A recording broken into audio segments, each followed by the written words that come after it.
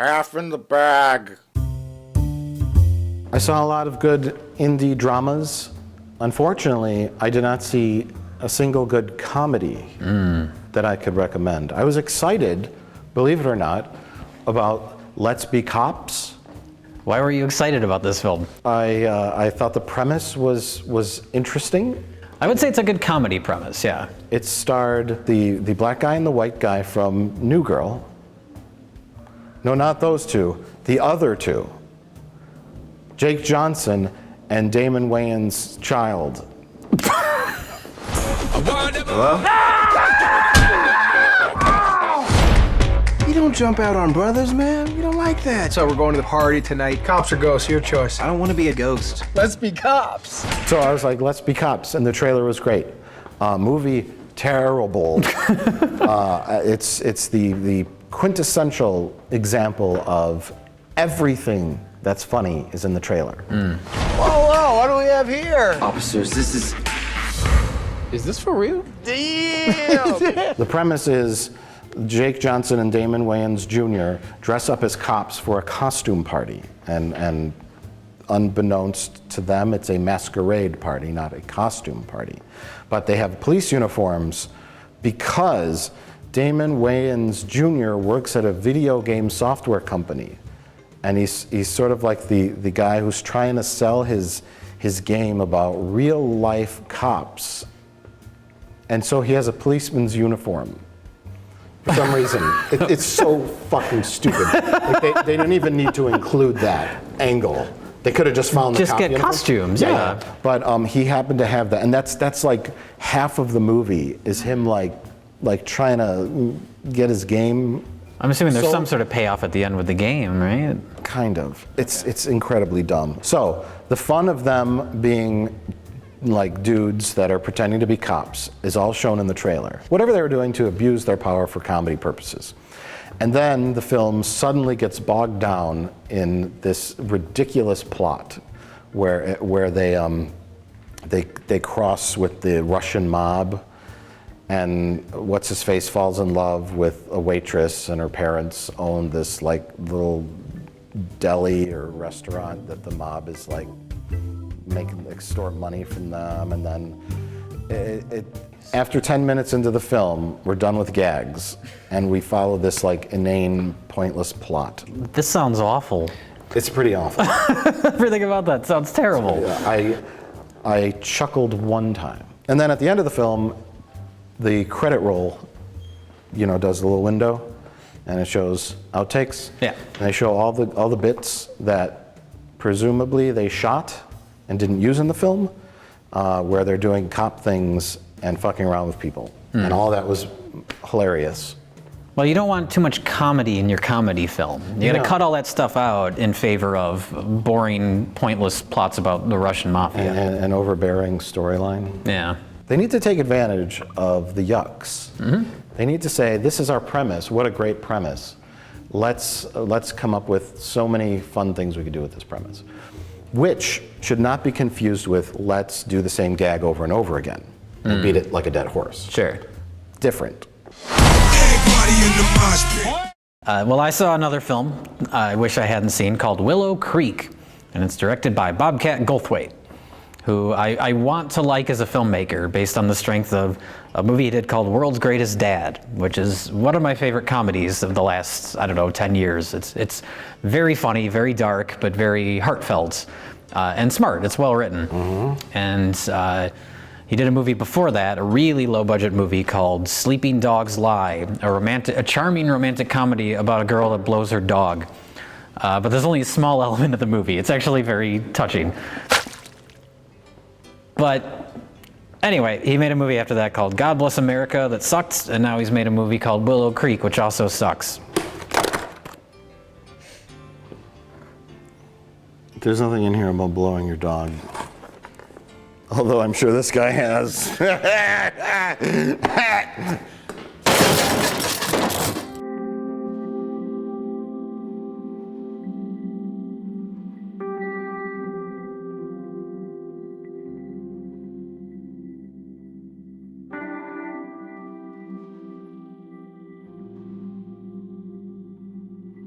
Check one. My boyfriend's a big idiot. Check one. I said I would come on this trip to help you with your film, and it's your birthday, and we're gonna have a great time, but I'm not about to say that I believe in Bigfoot. Have you ever seen the Blair Witch Project? Yes. It's the Blair Witch Project, except about Sasquatch instead of a witch. It's a horror movie? It's Bobcat Goldthwait directing a found footage movie about Sasquatch. I don't know why he wanted to do a found footage movie. It's such an overplayed genre, and he doesn't make horror films, but I guess he personally has an interest in Bigfoot, so he wanted to make this movie. But it is the Blair Witch Project. It's this couple, except it's a couple, it's not a group of film students, but they go camping in the woods and they hear things at night. And then at the end of the movie, it's the camera shaking and going crazy, and then it just awkwardly cuts to black. It's the Blair Witch Project. Wow, that's awful. It Did was- they ever show Bigfoot? No, of course not. Like the Blair Witch Project, that was effective because you didn't know what was going on. But in this movie, they very heavily allude to the fact that there is a Bigfoot, even though you don't see it. And I was watching the whole movie. It's just the Blair Witch Project. It starts with them interviewing the townsfolk, showing them hiking into the woods, getting a little lost in the woods, camping at night and hearing noises. It is the exact same movie. The two leads are very good. It's a couple, they're in a relationship, and both those actors are really good, but no.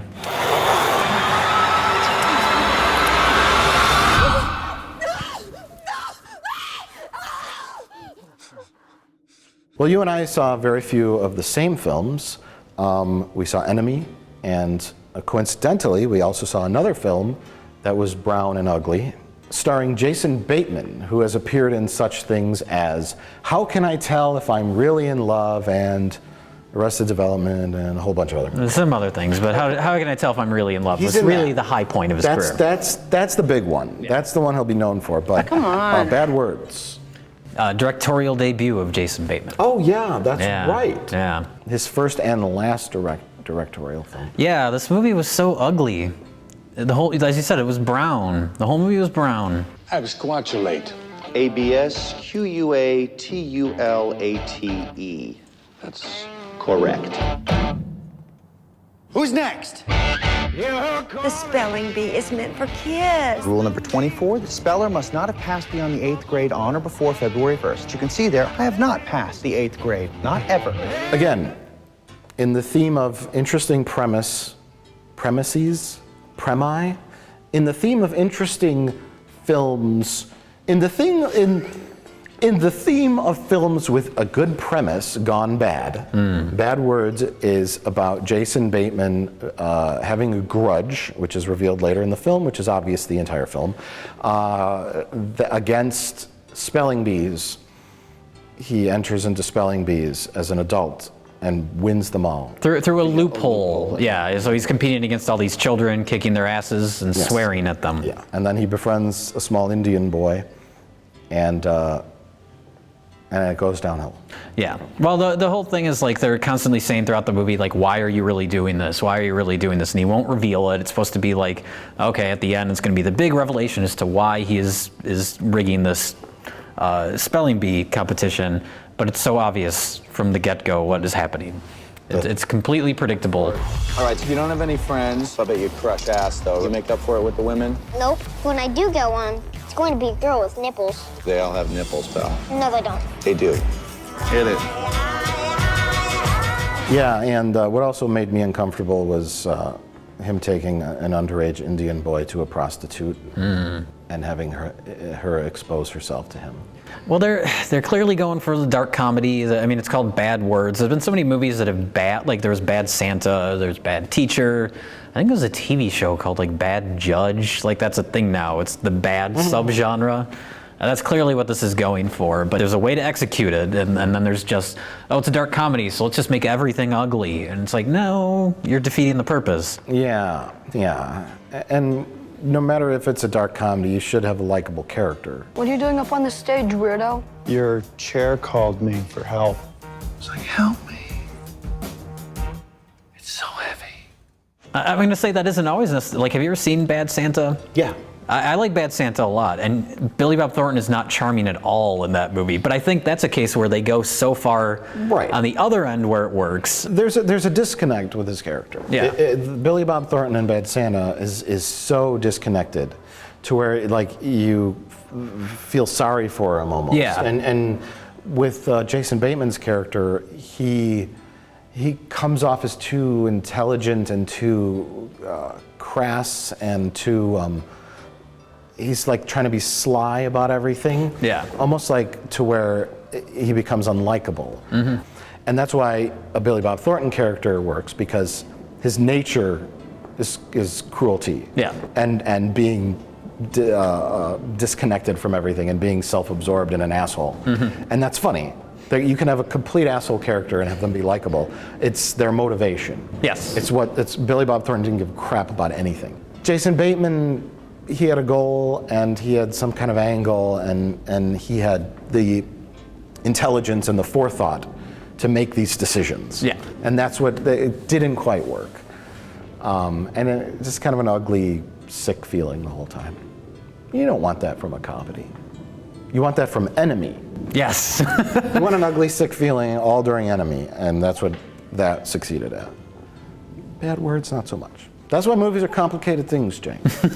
Very complicated. It's true. Very hard to make a perfect movie. But they have. It's called The Empire Strikes Back. Was that a broad comedy? It was intended to be a broad comedy, and they failed so horribly, they made a masterful science fiction film. Wow.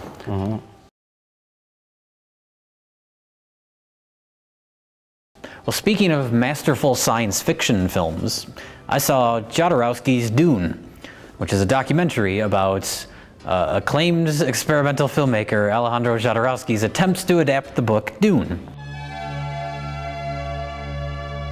Yo quería hacer una película que diera a la gente que tomaba LSD las alucinaciones que la droga daba sin alucinación. Mi ambición con Dune fue tremenda. I want to create a prophet to change the young mind of all the world. Interesting documentary. I've read a lot of stuff online where people are saying it's inspiring, it makes them want to go out and create art. Because the whole idea with it is that, well, Alejandro Jodorowsky is a crazy man, first of all, which I was not too aware of before this documentary. But I didn't get that vibe from his films.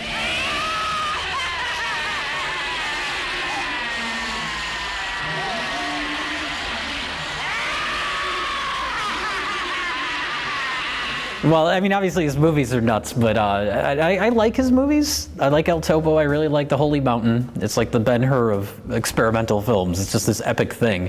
But after seeing Jodorowsky's Dune and seeing his grand vision for it, like he wanted H.R. Giger attached to do the designs. It was like this dream team of like late 70s creative people. And of course it just got too big, too ambitious, and the whole thing fell apart. And what I wanted to see more of in the documentary was the producer side, the logical producer who's like, we can't make this for these reasons. And it kind of brushes over all that into just sort of praising all these visionary things. And that stuff is interesting, especially seeing the people he got involved with it. But I wanted to learn more about why it crashed and burned. I would like to see something like that on Ghostbusters. The original. Like Dan Aykroyd's ideas for it. Yeah. Ghostbusters. I've heard they talk about it on the commentary a lot. Not to derail your Jodorowsky. No, this is actually related, so it's fine. Yeah, all the wacky shit that was in there, and they're like, nope, and cutting it all out. Well, you need when you're making a movie at that level, you need those people. It needs to be a collaborative thing. Yeah, it's not, and that's what you're saying is in how they presented it in the documentary.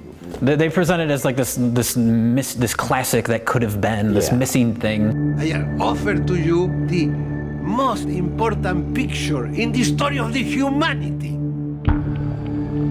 We will change the world. Movies are a blend of art and business, and yeah, you need that balance. You can't just say, oh, he's going to do this and that and that. Like, yes, but yeah, I can see that. So, no interest in that one. It's interesting to see all the things in it that, all the people he got involved that ended up doing other science fiction stuff, like H.R. Giger, because that didn't happen. He took the job on Alien, things like that are interesting to see. All the sci-fi that sort of came to exist as a result of this movie falling apart. Okay. So. Well, speaking of documentaries, I saw Electric Boogaloo. Oh, yes. I saw it in Toronto at the Toronto International Film Festival. I can't wait to see this movie. It was very, very, very entertaining. I just had in my head what movie producers should be, and Menachem just didn't quite fit that picture. He redubbed me with an American voice, but not a voice similar to mine. A true ninja doesn't kill. He eliminates, and only for defensive purposes. He's so not ninja. I don't know, I've never seen a ninja. They were the forerunners of the Weinsteins. The difference is the Weinsteins cared about quality. Electric Boogaloo is a documentary about the founders of Canon Films, Golan and Globus. Yes. Two guys who made schlock, essentially, a movie factory. They cranked out whatever junk to make money. And lots of action movies. It's sort of like the rise and fall of their company, from humble beginnings to the peak, and then the self-destruction of it. And it's just a lot of, they don't interview them, but... Oh, they're not interviewed at all for it?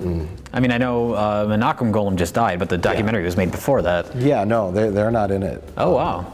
It's all the people that they've worked with, and everyone sharing their stories, and it goes in a linear form. It doesn't shy away from a lot of the darker stuff, like they interview Marina Sirtis, aka Counselor Deanna Troi from Star Trek The Next Generation. And she was in some sleazy movies produced by them where she's topless and being whipped, and she tells a story about how the sadist director didn't want her to have a blanket on her when she was freezing cold for lighting, and kind of a lot of the sleazy stuff that happens, and you know how they would raise money for their movies and basically sell a movie that wasn't even made yet to foreign markets, and then use that money to quickly slap together the movie, and the result is, of course, a catalog of wonderfully bad movies. Yes. Which we are both fans of. The audience wasn't prepared for the craziness, looniness. Ninja 3: The Domination managed to take The Exorcist, a ninja movie, and combine it with Flashdance. Guys, really? I mean, that's insane. One of the more memorable scenes was they open a new production office in LA, and they have a premiere for one of the Death Wish films in their parking garage. And that's like this red carpet, black tie event in their parking garage, and they show footage, and everyone is interviewed as like on an angle. Was Charles Bronson there? Yeah. Oh man. He's in a tux, and it's Schlockmeisters, the story of two Schlockmeisters, and it's fun. I can't wait. I want to see it. Yeah, it's made for entertainment value. It's made for yucks, showing clips of all the bad movies. But just minor critique. I would have liked to slow down a little and kind of learn a little bit more about the business side. Kind of like your critique on the Jodorowsky doc is that you would prefer a little more substance about the business and the production elements, because I would have liked that, but it's very entertaining. It's good for laughs, and seeing clips from their Hercules film. where Lou Ferrigno throws a bear into outer space. Yeah.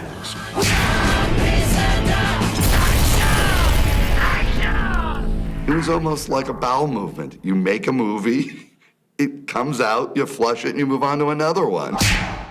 Well, Jay, we've talked about all the movies we saw this year, which we didn't review in full. Are there any other movies you're looking forward to throughout the rest of this year? Oh boy, I don't even know what's coming out anymore. The third Hobbit film is coming out. Oh yeah. The Desolation of Smaug. That was the last one. Oh, what's this next one is The Hobbit, Part 3, The Desolation of Smaug, Part 2. An Unexpected Bowel Movement? Yes, that's the full title. Okay. And there'll be an extended version of that on Blu-ray in 6 months too. It'll be called The Hobbit Part 3.2, The Desolation of Smaug 2.1. Oh my God. And that'll be the Blu-ray version. I need to get a calculator to figure out this movie's title. Yeah. So that Peter Jackson, he just doesn't know when to quit. Yeah. So that's the big end of the year movie. The good new David Fincher film. Yeah, that comes up pretty soon. Looking forward to that. Oh my God! The noxious gas is backing up into our Biotron waste disposal facility! This whole place is gonna blow